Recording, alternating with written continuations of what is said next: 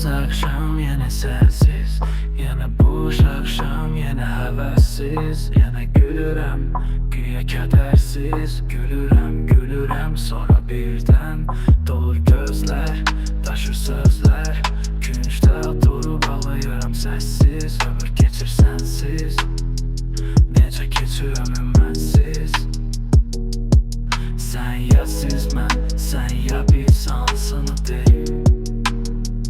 Qəmi ya kədəri üzərimə geyim. Uzaqlaşım ya sevim, düşmənimsən yoxsa evim. Bu suallar, yenə suallar, yağır üstümə sual dolu bulutlar. Gəl, yenə yuxularıma qonaq, biz birbirimizlə əl-ələ tutuşaq. Qanatlarımızı açaq, buralardan uçaq, gözə görünməz olaq, buralardan qaçaq. Yenə yuxularıma qonaq, biz birbirimizlə əl-ələ tutuşaq. Qanatlarımızı açaq, buralardan uçaq, gözə görünməz olaq, buralardan qaçaq. Yenə yuxularıma qonaq, biz birbirimizlə əl-ələ tutuşaq.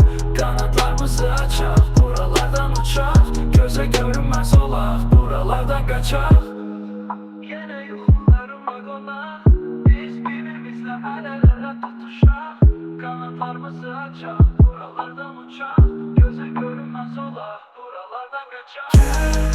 Yenə yuxularıma qonaq, biz birbirimizlə əl-ələ tutuşaq.